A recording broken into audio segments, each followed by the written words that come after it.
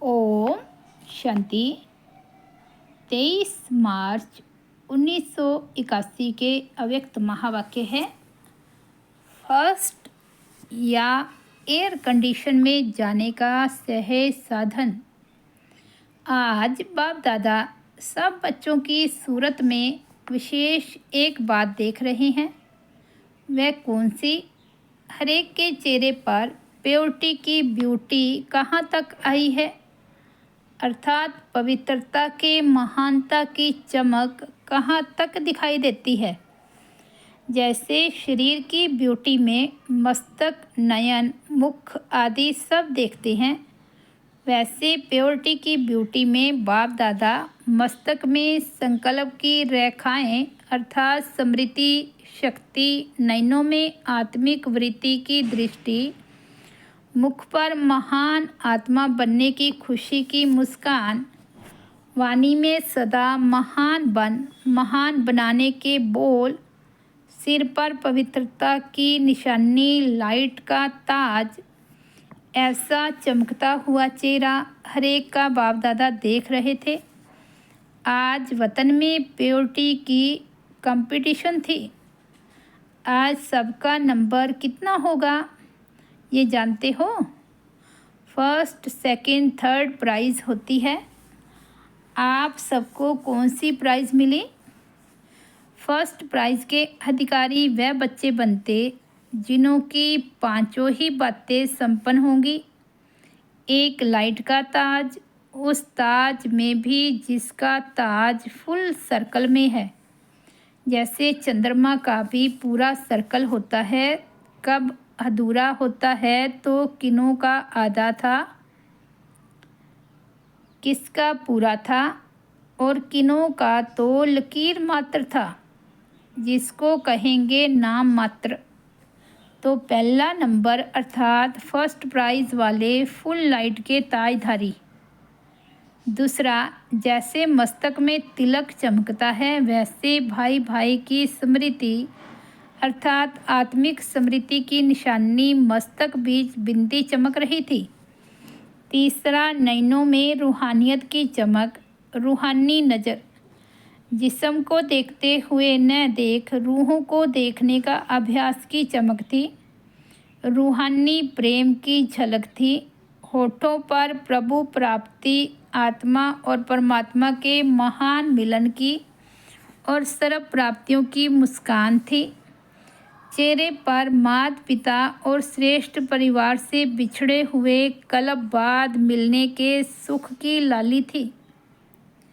बाप भी लाल, आत्मा भी लाल, घर भी लाल, और बाप के भी बने तो लाल हो गए। कितने प्रकार की लाली हो गई। ऐसी पांचों ही रेखाएं संपूर्ण स्वरूप वाले फर्स्ट प्राइज़ में हैं। अब उसके आधार पर सोचो, फर्स्ट प्राइज़ 100% पांचों ही रेखाओं में है। सेकंड प्राइज़ वाले 70%, थर्ड प्राइज़ वाले 30%। अब बताओ आप कौन हो? सेकंड प्राइज़ वाले, उसमें भी नंबर वार मेजॉरिटी थे। फर्स्ट और थर्ड में कम थे, 30 से 40 के अंदर मेजॉरिटी थे। कहेंगे उनको भी सेकंड में, लेकिन पीछे। फर्स्ट क्लास वालों में भी दो प्रकार थे।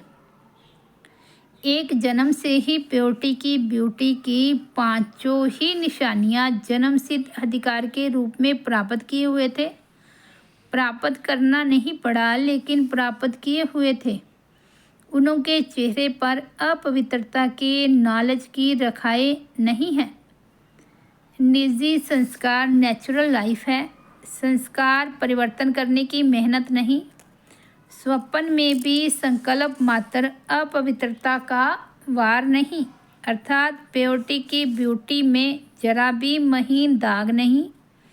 दूसरे जन्म से नॉलेज की लाइट और माइट के आधार पर सदा प्योरिटी की ब्यूटी वाले। अंतर ये रहा, जो पहले वाले सुनाए उन्हों के लास्ट जन्म के पिछले संस्कार का भी दाग नहीं। इसलिए पिछले जन्म के संस्कारों को मिटाने के मेहनत की रेखा नहीं। नॉलेज है कि पिछले जन्म का बोझ आत्मा पर है, लेकिन 84वें जन्म के पास्ट का ड्रामा अनुसार अपवित्रता के संकल्प का अनुभव नहीं। इसलिए यह भी लिफ्ट की गिफ्ट मिली हुई है। इसलिए निजी संस्कार के रूप में सहज महान आत्मा है। जैसे सहज योगी वैसे सहज पवित्र आत्मा।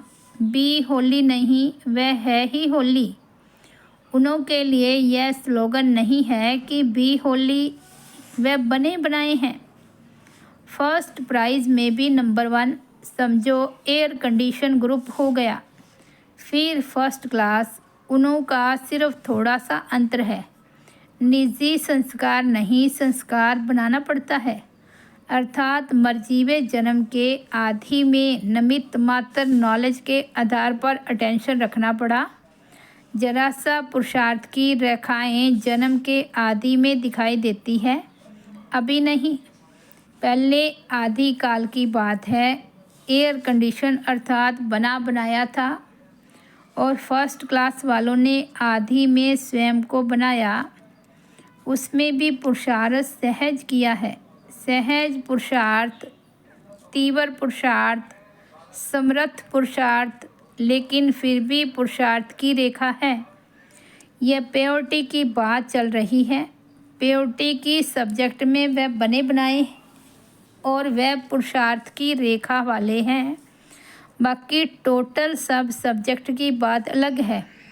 ये एक सब्जेक्ट की बात है। वह 8 रत्नों की माला और वह 100 में पहले नंबर। थर्ड क्लास तो इंडिया गवर्नमेंट कर रही है।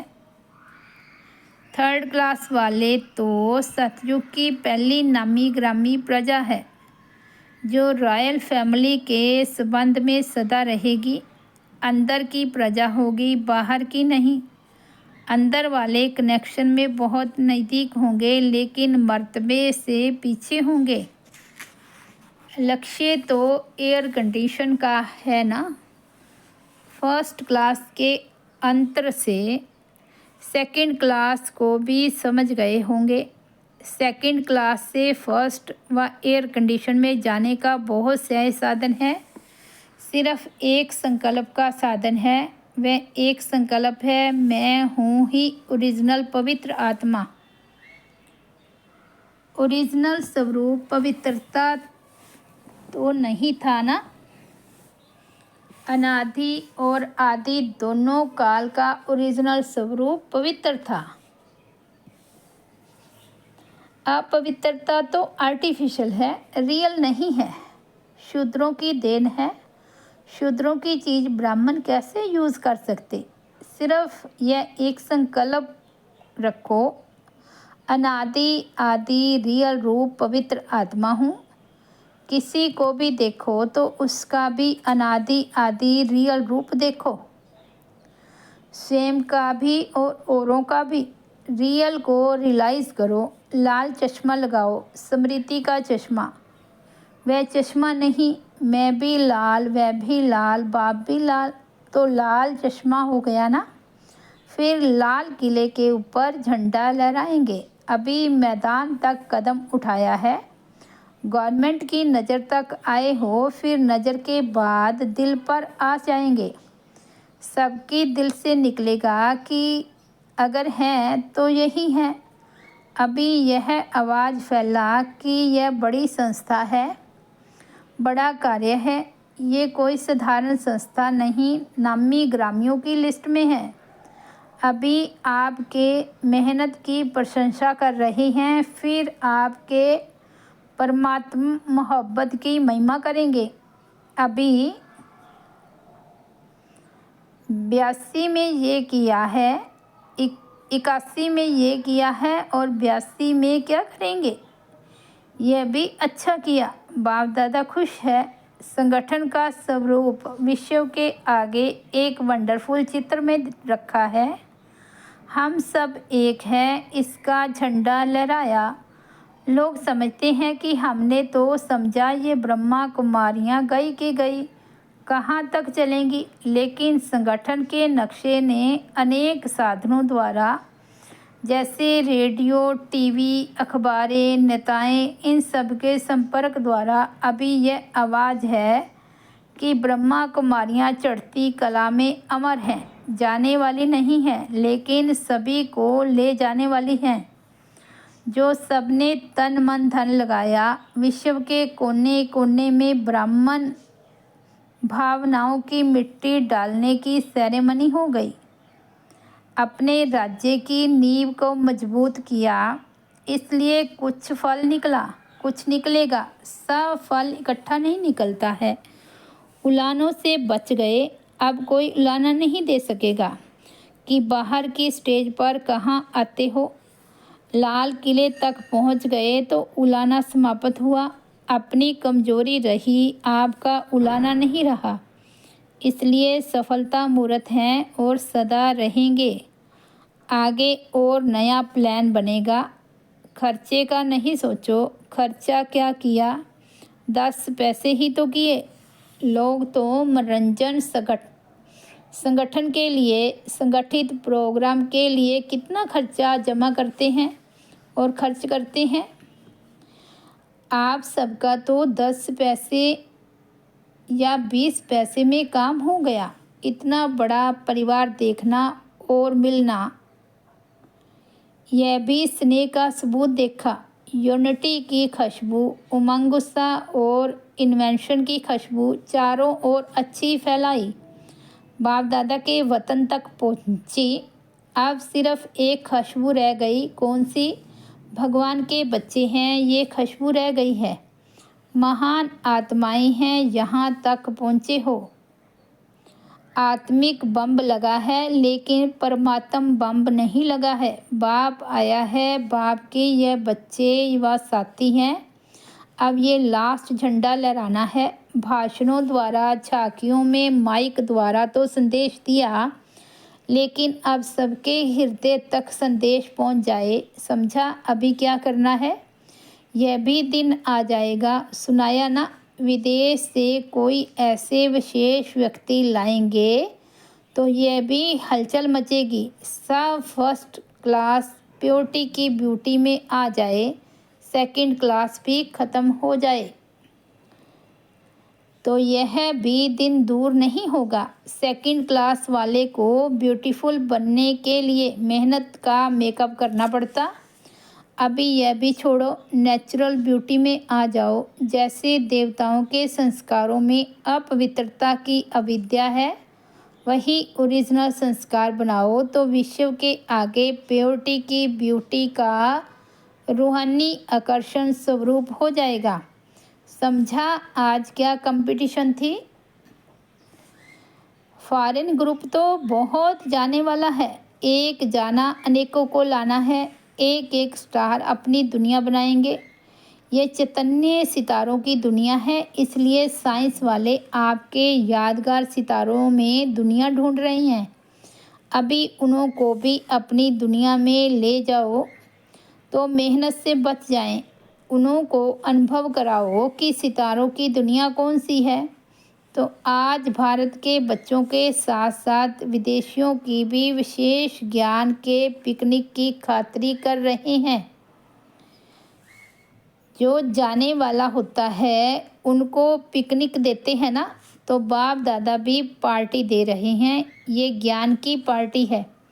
ऐसे प्योरिटी की ब्यूटी में नंबर 1, इम्प्योरिटी पर सदा विन करने वाले, प्योरिटी को निजी संस्कार बनाने वाले, सर्व संबंध का सुख एक बाप से सदा लेने वाले, एक में सारा संसार देखने वाले, ऐसे सदा आशिकों को माशूक बाप का याद प्यार और नमस्ते। महायज्ञ में सभी ने बहुत अच्छी मेहनत की है। मेहनत का फल मिल ही जाता है। आवाज़ बुलंद करने में खर्चा तो करना ही पड़ता। कोई नई इन्वेंशन निकलने में खर्चा लगता है, लेकिन उसकी सफलता पीछे भी फल देती रहती है। कहाँ नाम वाला होता, कहाँ आवाज़ निकलता, कहाँ ब्राह्मण परिवार में वृद्धि होती। महायज्ञ के कारण गवर्नमेंट द्वारा जो सहयोग प्राप्त हुआ वह भी हमेशा के लिए उनके रिकॉर्ड में तो आ गया ना। जैसे रेलवे कनेक्शन का हुआ तो यह भी रिकॉर्ड में आ गया। ऐसे गुप्त कई कार्य होते हैं। प्रेसिडेंट तक भी आवाज़ तो गया कि इतने सेवा केंद्रों से इतने लगन से आए हैं। यह भी प्रत्यक्ष फल है। जिन्होंने जो सेवा की बाप दादा रिजल्ट से संतुष्ट है, इसलिए मेहनत की मुबारक हो। सेवादारी भाई बहनों से हर एक अपने को कोटों में को में भी को ऐसी श्रेष्ठ आत्मा समझते हो। सेवा की लॉटरी मिलना यह भी एक भाग्य की लकीर है। ये सेवा नहीं है लेकिन प्रत्यक्ष मेवा है। एक होता है ताज़ा फ्रूट, एक होता है सूखा फ्रूट। ये कौन सा फल है? ये प्रत्यक्ष भाग्य का फल है। अभी अभी करो, अभी अभी खाओ। भविष्य में जमा होता ही है, लेकिन भविष्य से भी पहले प्रत्यक्ष फल होता है। वायुमंडल के सहयोग की छत्र छाया कितना सहज श्रेष्ठ बनाती है। साथ साथ पुरानी दुनिया के आवाज़ और नज़र से दूर हो जाते हो। नौकरी की बजाय यज्ञ सेवा घर की सेवा हो जाती है। नौकरी की टोकरी भी तो उतर जाती है ना। सेवा का ताज धारण हो जाता। नौकरी की टोकरी तो मजबूरी से उठा रहे हो, दिल से नहीं। डायरेक्शन है तो कर रहे हो। तो इस सेवा से कितने फ़ायदे हो जाते। संग कितना श्रेष्ठ मिल जाता। सागर का कंठा और सदा ज्ञान की चर्चा। बाप और सेवा के सिवाय और कुछ नहीं। यह मदद है ना। तो कितना भाग्य है। माताएं क्या समझती हैं? बना बनाया भाग्य हथेली पर आ जाता है। जैसे कृष्ण के चित्र में स्वर्ग हथेली पर है तो संगम पर भाग्य का गोला हाथ में है। इतने भाग्यवान हो। ये सेवा अभी साधारण बात लगती, लेकिन यह साधारण नहीं है। यह वंडरफुल लकीर है। जितना समय यह लॉटरी मिलती है, इसी लॉटरी को अविनाशी बना सकते हो। ऐसे अभ्यासी बन जाओ जो कहाँ भी रहते यहाँ जैसी स्थिति बना सको। यहाँ सहज योगी की अनुभूति होती है ना। मेहनत समाप्त हो जाती तो यही ही सहज योग का अनुभव। परंपरा चलाते रहो। संगम युग में परंपरा। मधुबन में यह अनुभव छोड़ के नहीं जाना, लेकिन साथ लेकर जाना। ऐसे कई कहते हैं मधुबन से नीचे उतरे तो मोटर भी नीचे उतर गया। ऐसे नहीं करना। इसी अभ्यास बाबा कहते ऐसे कई कहते हैं कि मधुबन से नीचे उतरे तो मीटर भी नीचे उतर गया। ऐसे नहीं करना। इसी अभ्यास का लाभ लो। सेवा करते हुए भी सहज योगी की स्थिति पर अटेंशन रखो। ऐसे नहीं सिर्फ कर्मणा सेवा में बिजी हो जाओ। कर्मणा के साथ साथ मनसा स्थिति भी सदा श्रेष्ठ रहे, तब सेवा का फायदा है। शक्तियाँ भी अच्छी स्नेही हैं, अथक हैं। बाहों में दर्द तो नहीं पड़ता। बाप दादा स्नेह से पाँव और बाहें दबा रहे हैं। स्नेह ही पाँव दबाता है। अच्छा, मधुबन में सेवा का बीज डाला, अर्थात सदा के लिए श्रेष्ठ कर्मों का फल बोया। मुरली का सार है। फर्स्ट पॉइंट है, फर्स्ट प्राइज़ के अधिकारी वे हैं जिनकी निम्नलिखित 5 बातें संपन्न होगी। एक है फुल लाइट के ताजधारी। दूसरा, जैसे मस्तक में तिलक चमकता है वैसे भाई भाई की स्मृति आत्मिक स्मृति की निशानी। तीसरा, नैनों में रूहानियत की चमक। चौथा, होठों पर परिवार की प्राप्ति, आत्मा और परमात्मा के महान मिलन की और सर्व प्राप्तियों की मुस्कान। 5वां है चेहरे पर माता पिता और श्रेष्ठ परिवार के कल्प बाद मिलने के सुख की लाली। तो ये है 5 पॉइंट मुरली के सार में। दूसरा बाबा बता रहे, फर्स्ट व एयर कंडीशन में आने का सहज साधन है। सिर्फ यह संकल्प रखो कि मैं अनादि आदि रियल रूप पवित्र आत्मा हूँ। किसको भी देखो उसका भी आदि अनादि पवित्र स्वरूप देखो। अच्छा, ओम शांति। तो ये थे 23 मार्च 1981 के अव्यक्त महावाक्य। हेडिंग है फर्स्ट या एयर कंडीशन में जाने का सहज साधन। ओम शांति।